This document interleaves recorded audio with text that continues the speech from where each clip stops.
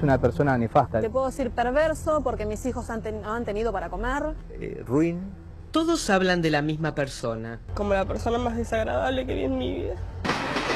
Todos son víctimas de la misma maniobra. Una maniobra impropia de quien se dice representante de los trabajadores. La justicia se me acerca. Y como yo no soy mediático y no me interesa...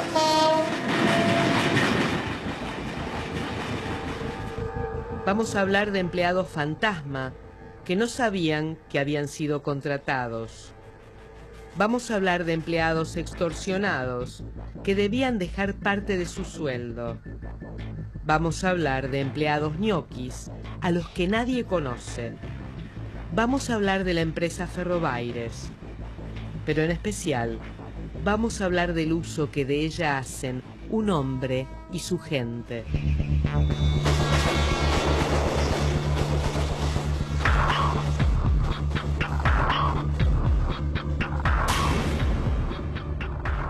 Hasta hace poco Carlos Balduzzi fue un fantasma, un trabajador que no sabía que tenía un empleo y tampoco que le correspondía un buen sueldo en Ferrobaires.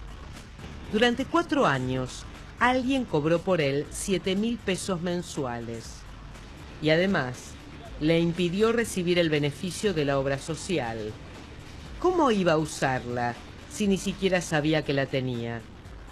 Yo tenía que operar a mi hija, me dice la empleada administrativa del hospital de mi zona que tenía que declarar la obra social. Que no tengo obra social.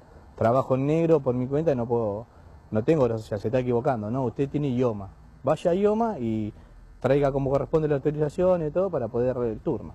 ¿Ella se fijó en la computadora? Sí, señora, se fijó en el sistema que tienen ellos ahí en los hospitales y ahí me enteré, bueno, me fui. Balduzzi fue a IOMA y efectivamente pudo retirar los carnets de toda su familia. Carnets que estaban vigentes desde hacía 4 años. Cuando me entregan el carnet, el mío y el de mis hijos, veo que decía Unidad Ejecutora, Programa Ferroviario Provincial. Fue en ese momento cuando Balduzzi descubrió que era empleado de Ferrobaires. Bueno, ya sabía de dónde más o menos quién podía ser la persona que hubiese hecho esto y no me equivoqué. Cuando me fui a Plaza Constitución, a Hornos 11 en el entrepiso, fui y le dije que cómo podía ser, que si yo estaba trabajando en negro, que sabía que mi hija había que operarla, que si él tenía conocimiento que yo tenía obra social y que tenía un trabajo, un empleo, nunca me lo informó. Y bueno, hubo una discusión, me dijo que él justo me estaba por llamar porque al otro día empezaba a trabajar. Justo en ese momento me estaban por informar, fue la casualidad que yo descubrí.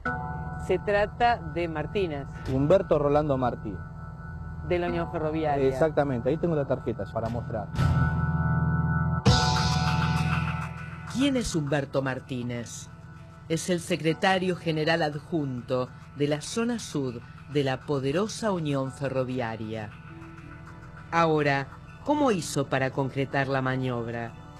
Usó los datos que Balduzzi le había dado tiempo atrás, cuando él era puntero del Partido Justicialista en Monte Grande. Y a todos nos entregaba la tarjeta personal de él diciendo que lo que no teníamos trabajo, trabajábamos en negro, si había alguna oportunidad y le entregábamos la fotocopia del DNI, nos hacía ingresar en el ferrocarril, que nos iba a ir avisando. Entonces uno, con ansiedad de trabajo, en el 2003 yo le entrego la fotocopia de mi DNI. Alguien cobró los sueldos de Balduzzi desde el 2005 hasta el 2009. Pero insólitamente, la estafa no terminó ahí. En 2009, y para calmar la ira del empleado fantasma, Martínez hizo que Balduzzi tomara de manera efectiva el trabajo que en los papeles tenía desde hacía 4 años. Pero Martínez lo sorprendió con otra novedad. Los pagos se los haría él, personalmente, en un sobre. A partir de ahí empiezo a cobrar un sueldo en mano de él. Él me pagaba en mano, de 2.000 pesos, 2.200. Y cuando va al banco y verifica cuánto tenía que cobrar en realidad... 6.900, 7.600. Entonces, cuando descubro eso, voy y lo increpo de nuevo. Y ahí le dije, yo tengo un recibo de sueldo, hace 3 meses que me pagás en la mano, es mentira, tengo una tarjeta de débito y se la denuncia, tengo un movimiento del banco del 2005, ¿cómo puede ser esto? le pedí explicaciones. Me dijo que él no sabía nada, que iba a averiguar y que había más gente a él solo. Que me fijara lo que iba a hacer porque pues, me podía traer problemas. Laura y su marido Jorge son otro de los casos de trabajadores fantasma que ni siquiera sabían que tenían empleo. En el año 2004, en medio de una crisis económica familiar, Martínez, viejo amigo, les ofreció trabajo. Martínez le comenta a mi esposo esa posibilidad y nos pide fotocopia del DNI de los dos y un currículum. Desde que entregó el currículum hasta que empezó a trabajar, pasaron 4 años. Una vez adentro, se sorprendió al ver que siempre cobraba en negro. Cobrando en mano, o sea, me pagaba él, digamos, directamente, en ese entonces 1.500 pesos, con el argumento de que, digamos, estaba haciendo el proceso para incorporarme como agente de la empresa y que por el momento tenía que trabajar en esas condiciones. ¿Martínez era conocido de su familia? Era mi mejor amigo y casi un hermano. ¿Qué tipo de actividades hacían juntos? No, cumpleaños de mi esposo, de él, de Carmen, de la señora, de mis hijos, cumpleaños de 15 de mi hija, su casamiento en el año 2005 cuando pudo casarse por iglesia, días de pileta, asados. Laura fue llamada recién en abril del 2011, 7 años después de entregar sus datos a Martínez. En el mes de mayo, después de haber trabajado todo el mes de abril, me llama a su oficina los primeros días y me dice que me iba a abonar el sueldo. Me dan un sobre blanco, 1.500 pesos. Que el recibo de sueldo que yo le pido en ese momento me lo iba a buscar él a Recursos Humanos. Que me quede tranquila porque era un trámite, que me quede contenta porque por lo menos ya había cobrado. ¿Sospechaste? Sospeché, entonces yo decido ir por las mías a Recursos, pedir que me dieran mi recibo de haberes. Y ahí me encuentro con que tenía un recibo que decía 7.800 pesos, que tenía una cuenta bancaria, una caja de ahorro en el Banco Provincia desde el año 2004, que estaba efectiva desde el 2007, un contrato de trabajo de 3 años, del 2004 al 2007. Me encuentro con toda esa novedad. O sea que habían venido cobrando tu sueldo desde el 2004. Exactamente. Sin que vos Durante lo 7 supieras. años yo no supe que estaban ellos cobrando un sueldo y que yo figuraba como empleada de Ferrobaires.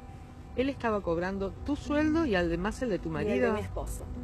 Yo estaba como agente contratado a partir del 2004 y efectivo a partir de noviembre del 2006. Entonces, durante todo ese periodo que yo no trabajé, alguien llamado Martínez estaba cobrando esos haberes.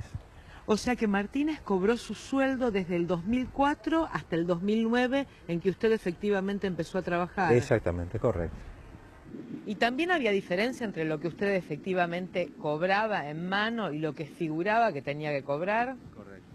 Yo percibía en manos de él 1.500 pesos y el sueldo era alrededor de 6.000, 6.500 pesos. ¿Diferencia que se quedaba? Martínez. ¿Cómo era de imaginar, durante los años que pasaron, entre que ellos dieron sus datos hasta que fueron efectivamente tomados, alguien se quedó con los sueldos? En ese mismo periodo, Laura y Jorge perdieron su casa. Una casa que sí, era un crédito hipotecario y después del 2001 que el dólar se triplica, yo tuve inconvenientes con eso y faltando nada más que 6.000 pesos, pierdo mi casa. Si yo hubiese estado trabajando, o sea, para todo el mundo figuraba que yo cobraba un sueldo y mi esposo también. Pero si nosotros hubiésemos tenido el sueldo, yo no hubiese perdido mi casa. Jessica Juárez también fue víctima, aunque su historia es algo distinta. Necesitaba un trabajo y Martínez le pidió sus datos personales. A los 6 meses la llamaron de Ferrobaires. Bueno, yo empecé a trabajar el 3 de febrero en el galpón de Escalada, en la oficina de personal de empleada administrativa. Te pedía ¿Que le dieras algún porcentaje o no? No, de mi sueldo, que era el básico de 1.800 pesos, en la mano 1.500 con todos los descuentos, no.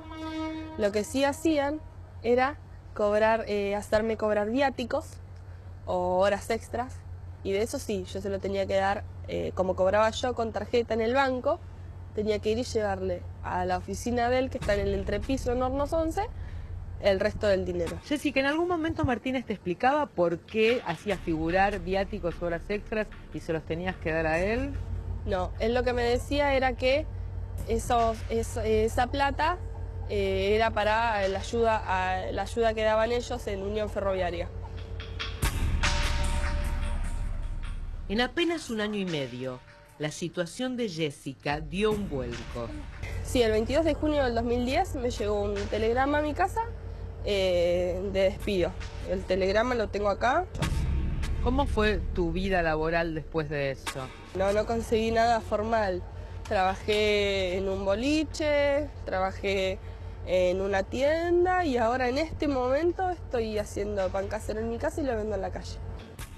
A pesar de que había sido despedida, alguien siguió cobrando su sueldo durante todo un año. La misma historia conocida. ¿Cuál fue tu reacción en ese momento? Mi reacción... no sé cómo reaccioné, pero me cayó pésimamente mal. Imagínate que estoy haciendo de todo para sobrevivir y yo tenía un sueldo.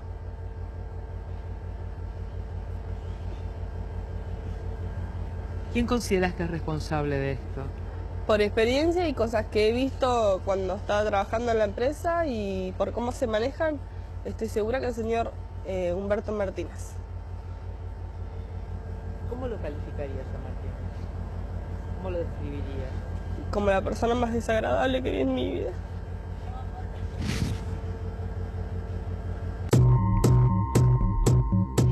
Con la información en mano y una investigación judicial iniciada en una fiscalía de Lomas de Zamora, fuimos a buscar a Martínez a sus oficinas del entrepiso de General Hornos 11 en Constitución. Figuraban como empleados de Ferrobaires y alguien cobraba su sueldo. Tiene que hacer la denuncia. Sí, la hicieron, Bueno, después a partir de ahí, bueno, yo ya ahí yo no puedo decir nada, yo digo, yo voy a esperar a ver qué dice la justicia. Sí, yo puedo decir 50.000 personas y está todo bien, ¿eh? O sea, no está bien, pero yo creo en la justicia.